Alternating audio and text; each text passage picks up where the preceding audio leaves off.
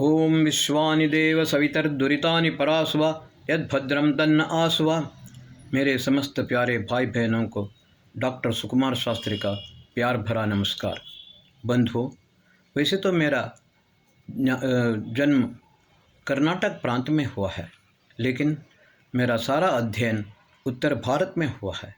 मैंने वाराणसी संस्कृत विश्वविद्यालय से शास्त्री परीक्षा पास करके गुरुकुल कांगड़ी विश्वविद्यालय से वेद में एमए करके, राजस्थान विश्वविद्यालय जयपुर से संस्कृत और हिंदी में एमए करके, अंत में पंजाब यूनिवर्सिटी चंडीगढ़ से दयानंद चेयर फॉर वैदिक स्टडीज से पीएचडी की है। बंधुओं, मैंने कन्नड़ में एक यूट्यूब चैनल भी किया है, Sukumar Shastri scientific thoughts of Veda and yoga. उसके 12 एपिसोड भी हो चुके हैं। मेरे कुछ मित्रों ने आग्रह किया कि शास्त्री जी, आप हिंदी में भी चैनल कीजिए, तो मैंने ये चैनल आरंभ किया है। इसका नाम मैंने राष्ट्रोत्थान रखा है। किसी राष्ट्र की अस्मिता को बनाए रखने के लिए उसका इतिहास, धर्म, संस्कृति, संस्कार, सभ्यता और भाषा, ये इस राष्ट्र की अस्मिता होती है। इसकी रक्षा करना हम सब लोगों का दायित्व होता है। बंधुओं, हमारे राष्ट्र का नाम भारत है। भारत का मतलब वो नहीं है जो आजकल वर्तमान में प्रचलित में है। दुष्यंत का बेटा भरत से भारत नाम पड़ा है, वस्तुतः ये गलत है। भारत का मतलब है भ, जिसने विश्व का भरण पोषण किया है, र, जिसने विश्व को ज्ञान दिया है, त, जिसने विश्व की रक्षा की है। बंधु, वैवस्वत मनु ने हिमालय की चोटी पर खड़े होकर के कहा, एतद् देश प्रसूतस्य सकाशात् अग्रजन्मना स्वं चरित्रम शिक्षेरन पृथ्व्याम सर्वमानवम। पृथ्वी के समस्त लोगों, ध्यान दे करके सुनो। तुम्हारा व्यक्तिगत, पारिवारिक, सामाजिक, राष्ट्र और वैश्विक जितने भी हैं, जो भी जिस प्रकार का ज्ञान तुमको चाहिए, वो सारा ज्ञान और तुम्हारा जीवन निरूपण करने के लिए जो जो भी आवश्यकता है, उसको तुम इस राष्ट्र के ऋषियों के चरणों में बैठ कर के प्राप्त कर सकते हो और अपने सर्वतोमुख अभिवृद्धि और निश्रेयस की प्राप्ति भी कर सकते हो। बंधु, ये राष्ट्र हम जानने से पहले सर्वप्रथम थोड़ा विश्व को भी जाने, क्योंकि ये भारत थोड़े दिन का नहीं है, आरंभ से ही है। इस विश्व का आरंभ सृष्टि प्रथम त्रिविष्टक में हुआ। 1,97,29,49,123 वर्ष इस सृष्टि के हुए। बंधुओं, सृष्टि से लेकर के महाप्रलय तक 4,26,12,78,000 वर्ष, जिसको एक कल्प माना जाता है या एक ब्रह्मदिन माना जाता है। बंधु, 14 मनवंतर होते हैं। 7वां मनवंतर चल रहा है वैवस्वत मनु। वैवस्वत मनु वे महर्षि हैं, मंत्रदृष्टा हैं। ऋग्वेद के अष्टम मंडल के कुछ सूक्तों का उन्होंने साक्षात्कार भी किया है। बंधु, हमारे देश के अस्मिता को बनाए रखने के लिए, जैसे कि मैंने पहले ही कहा, इतिहास जानना जरूरी है। वेद कहता है, वयम राष्ट्रे जागृयाम पुरोहितः। हम सभी राष्ट्र में जागृति ला करके इसको अभिवृद्धि पथ पर ले जाने का संकल्प करें। बंधुओं, ये हमारा कर्तव्य भी होता है। महान साहित्यकार और कवि जयशंकर प्रसाद ने लिखा है, इस पथ का उद्देश्य नहीं है विश्रांति भवन में टिक रहना, किंतु बड़े चलना उस पथ तक जिसके आगे राख नहीं है। और मैथिली शरण गुप्त ने भारत भारती में लिखा, हम कौन थे, क्या हो गए और क्या होंगे अभी, आओ सब मिलकर विचारें ये समस्याएं सभी। बंधुओं, कई चीज़ें ऐसी हैं, कई बातें ऐसी हैं वर्तमान काल में हमें उपलब्ध नहीं होते हैं। मैंने जब पीएचडी करने से पूर्व विषय वस्तु का, सभी विषय का संग्रहण करने के लिए मैं होशियारपुर गया। होशियारपुर में मुझे एक किताब मिली, त्रिविष्टप का इतिहास।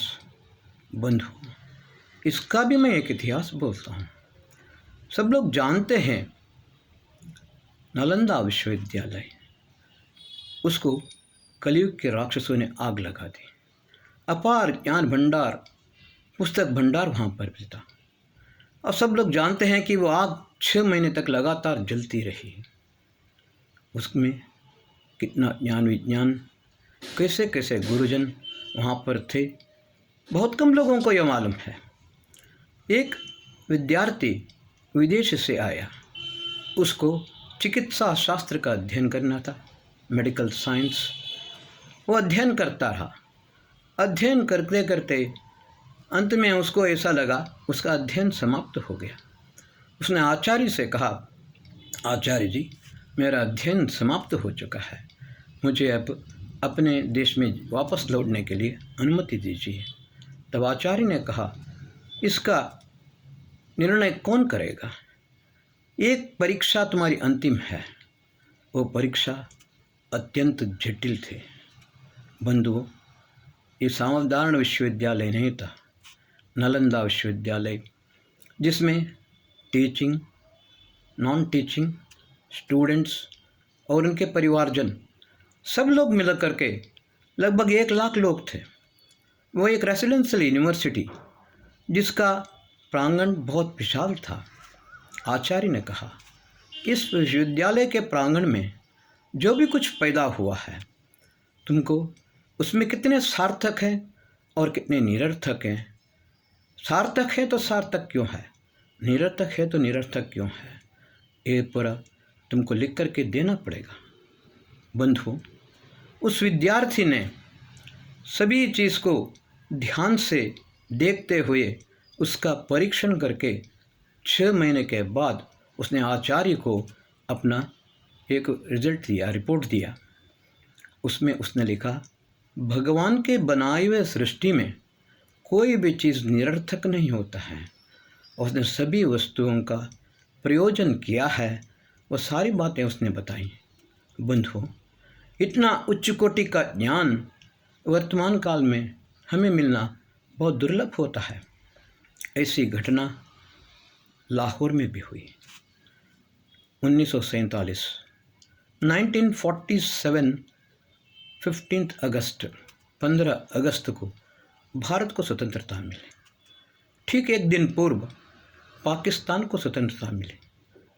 आप सब लोग जानते हैं, लाखों लोग उसमें अपने जान गंवा बैठे, लेकिन एक बात बहुत कम लोग जानते हैं, उस कलयुग के राक्षसों की नीच दृष्टि एक उपदेशक विद्यालय पर पड़े। उपदेशक विद्यालय भी बहुत बड़ा था।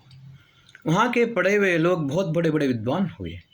उसमें भी एक ग्रंथ भंडार था, अत्यंत प्राचीन ग्रंथ भी उसमें थे। उन कलयुग के राक्षसों ने उसको आग लगा दी।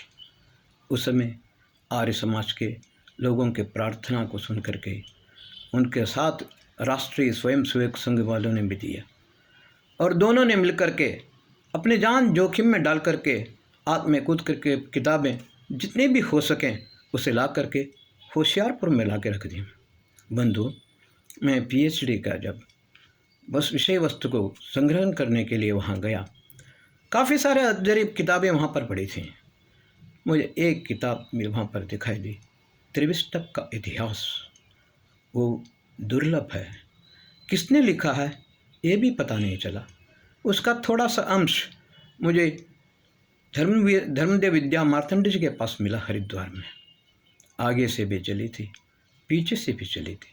वो त्रिविष्टप का इतिहास, त्रिविष्टप का मतलब टिबेट, वर्तमान काल में उसको टिबेट कहते हैं, पहले उसको त्रिविष्टप कहते थे, स्वर्ग भी कहते थे। बंधुओं, सृष्टि का प्रथम अमैथुनी सृष्टि हुई। वो अमैथुनी सृष्टि पहले त्रिविष्टप में हुई। बंधुओं, उस त्रिविष्टप में अब मैं बात पर आ जाता हूँ। 4 वेद हुए, ऋग्वेद, यजुर्वेद, सामवेद, अथर्ववेद। इन चारों वेदों को अग्नि, वायु, आदित्य और अंगिरा 4 ऋषियों ने साक्षात्कार किया। 4 उपवेद हुए, आयुर्वेद, धनुर्वेद, गंधर्ववेद और अर्थवेद। बंधुओं, अनेक ब्राह्मण ग्रंथ भी हुए, अनेक आरण्यक भी हुए, अनेक सूत्र ग्रंथ भी हुए। धर्म सूत्र, शुल्ब सूत्र, श्रौत सूत्र, गृह्य सूत्र। बंधुओं, इनमें बहुत कम ग्रंथ हमको देखने को और सुनने को मिलते हैं। इस अपार ज्ञान भंडार को हम रक्षा नहीं कर सके, न हमें प्राप्त हो सका। तो उसमें त्रिविष्टप के इतिहास में हमको ये बताया, सर्वप्रथम गुरु परंपरा आदि गुरु ब्रह्मा जी से आरंभ हुआ। यूँ तो सृष्टि ओंकार से होती है।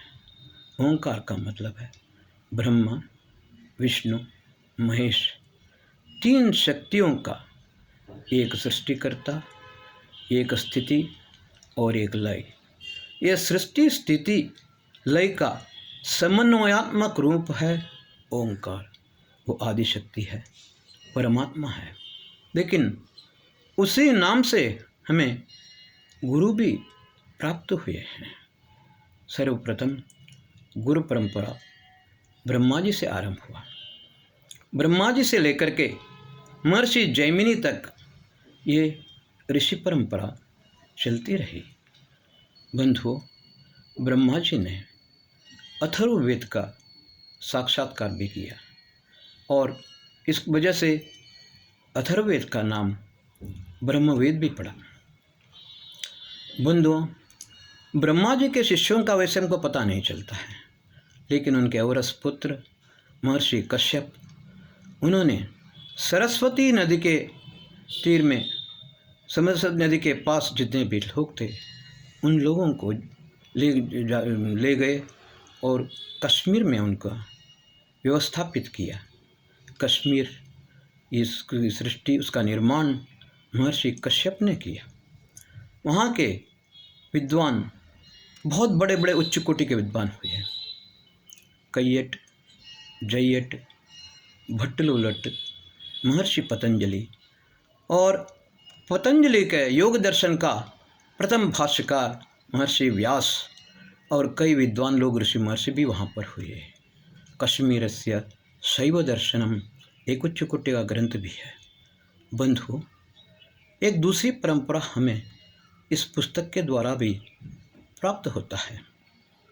हम कहते हैं, जगतः पितरौ वंदे पार्वती परमेश्वरो। ये शिव का एक परंपर बहुत उज्ज्वल है। भगवान शिव का शिष्य इंद्र को शिव ने व्याकरण सिखाया, आयुर्वेद सिखाया और धनुर्वेद सिखाया। बंधुओं, इंद्र का शिष्य धन्वंतरी, काशी का राजा दिवोदास धन्वंतरी, उसकी पत्नी गुजर गई, किसी बीमारी से गुजर गई। दिवोदास को वैराग्य हुआ। उसके बाद वे सीधे त्रिविष्टप आए। त्रिविष्टप में आकर के इंद्र से उन्होंने आयुर्वेद सीखा। इंद्र ने उनका नाम धन्वंतरी रखा। इस प्रकार दिवोदास धन्वंतरी कहलाए। बंधु, धन्वंतरी का शिष्य महर्षि सुश्रुत को धन्वंतरी से आयुर्वेद का ज्ञान प्राप्त हुआ, लेकिन उनको संतुष्टि नहीं हुई। उन्होंने ब्रह्मा जी का ध्यान किया, तपस्या की और फिर से ब्रह्मा जी की कृपा से उन्होंने अथर्ववेद का पुनः साक्षात्कार किया और उसका नाम भैषज्यवेद रखा। बंधुओं, जैसा कि सब जानते हैं, फर्स्ट यूनिवर्स का शल्य चिकित्सक महर्षि Sushruta, first surgeon of the universe, उन्होंने शल्य चिकित्सा भी की। शल्य चिकित्सा वो भी प्रथम उन्होंने ब्रेन का और किडनी का किया। जानते हैं आप, शरीर का विज्ञान सुश्रुत ने किस प्रकार से दिया। कोई उस समय MRI भी नहीं था, कोई भी ऐसा यंत्र भी नहीं था, फिर भी उस समय महर्षि सुश्रुत ने कहा इस मानव शरीर में 4,04,74,000 नरनाड़ियाँ हैं, वेन्स हैं, 4,04,74,000 वेन्स, और उन सभी वेन्सों को व्यवस्थित रूप से ऑक्सीजन और ब्लड सर्कुलेट होने के लिए हमारे लंग्स में 7 करोड़ सेल्स हैं। वो इस प्रकार हैं जैसे मधुमक्खियों का छत्ता होता है, और वहाँ पर ही ये वायु एकदम परिशुद्ध होती है और वहीं से ही अशुद्ध वायु बाहर निकलती है। बंधु, उन्होंने कैंसर का भी आविष्कार किया, यानी कैंसर को भी जाना उन्होंने। एक विचित्र रोग कैंसर, उसका उन्होंने नाम रखा अर्बुद। अर्बुद का नाम मतलब है 100 करोड़, आज कहते हैं 10 × 10 100 करोड़ सेल्स, ये अर्बुद है, 100 करोड़ सेल्स है। मैंने एक बार ऑन्कोलॉजी प्रोफेसर को इनवाइट किया, अथर्ववेद के एक वॉल्यूम का जो ये रिलीज़ करना था, लोकार्पण करना था। मैंने प्रोफेसर साहब से कहा, प्रोफेसर साहब कैंसर का मतलब क्या है? उन्हें इधर उधर की बातें बताईं, वो ठीक तरह से बता नहीं सके। तब मैंने कहा सुश्रुत जी ने सर्वप्रथम कैंसर क्या है बताया है। तब वो दोबारा कॉलेज गए, pathology head of the department का ले करके उन्होंने एक कैंसर पेशेंट के मांस का उन्होंने वो किया, स्टडी किया, और बाद में मुझे बोले शास्त्री जी जो आपने जो कुछ कहा है वो बिल्कुल ठीक है। मैंने कहा मैंने नहीं कहा, महर्षि सुश्रुत जी ने कहा है। और सुश्रुत जी जैसा कि मैंने कहा वो एक्यूपंक्चर भी उन्होंने नहीं किया है। एक्यूपंक्चर किस प्रकार हम कर्णवेद संस्कार करते हैं। कर्णवेद संस्कार का मतलब कान में छेद करना, छोटे बच्चे का कान में छेद करते हैं, वैसे कर्णवेद संस्कार में यहाँ पर छेद करते हैं। लेकिन ये वात्स्यायन के समय पर आया है। वात्स्यायन उनके नाम समय पर जो आया, ये फैशन है। लेकिन महर्षि सुश्रुत ने कहा यहाँ पर ये शंकाकृति है, उसके ठीक यहाँ पर छिद्र होना चाहिए। उसका नाम उन्होंने रखा सूर्य छिद्र।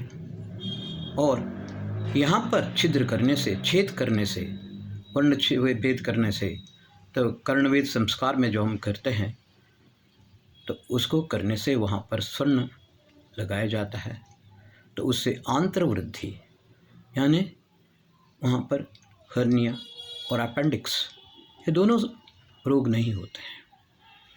बंधु, इसी प्रकार सुश्रुत ने आक्यूप्रेशर का भी ज्ञान दिया हमको। वो आक्यूप्रेशर कैसा है, आपको एक छोटा सा एक उदाहरण देता हूँ। मैं उत्तर भारत में गया, उस समय एक समस्या बड़ी जटिल हो गई मुझे, नाभिटल में ये बार बार ऊपर नीचे होती थी। कभी पूरा मोशन बंद हो जाता था, कभी दस्त लग जाते थे। तो उसे में मुझे लिटा करके मेरे पाँव के तलवे में ज़ोर ज़ोर से घूंसा लगाते थे, लेकिन उसे ठीक नहीं होता था। लिटाए हमको खाना भी खिलाते थे, लेकिन वो समस्या, उसका समाधान पूर्ण रूप से नहीं हो सका। तब सुश्रुत जी का एक्यूप्रेशर वो काम आया। वो कैसा होता है एक्यूप्रेशर, आपको मैं दिखाना चाहता हूँ। देखिए, ये पाँव का अंगूठा है। यहाँ पर मैंने मार्क किया है। इस पर ठीक एग्जैक्ट इसी जगह पर आप धागे को 3 राउंड करके बांधिए। आप कस के बांधिए, लेकिन इतना भी कस के नहीं कि आपका जो है खून जम जाए। बस अच्छी तरह से बांधिए। पाँव के दोनों अंगूठों में ठीक उसी जगह पर बांधिए। तो इसमें क्या है, आपका जो नाभ डलना बिल्कुल ठीक हो जाता है और कभी ये समस्या नहीं होती है। उसके साथ ही आप एक पश्चिमोत्थानासन और धनुरासन और नावासन, ये 3 आसन से आपको फायदे भी हो सकते हैं। बंधु, काफ़ी विषय हैं आपको बताने के लिए। इस ग्रंथ में जो बातें बताई हैं उसको मैं अगले एपिसोड में बताऊंगा। बहुत सारे ज्ञान विज्ञान हैं। एक और बात, समय समय पर उससे संबंधित दूसरी भी बातें मैं आपको बताऊंगा, क्योंकि मेरी उम्र 72 साल की हो गई है और मुझे कुछ विस्मृति होने लगी है। इसलिए मैं सब कुछ भूल जाने से पहले जो कुछ भी मैंने अध्ययन किया है, अध्ययन करके जो अनुभव किया है और प्रत्यक्षदर्शियों ने जो बातें मुझे बताई हैं, वो सब कुछ आपके सामने मैं प्रस्तुत करना चाहता हूँ। आप मेरे एपिसोड को सब्सक्राइब कीजिए, शेयर कीजिए, लाइक कीजिए। अधिक से अधिक लोगों को ये ज्ञान प्राप्त हो सके, ऐसी सहायता कीजिए। ओम शम, जय भारत, वंदे मातरम।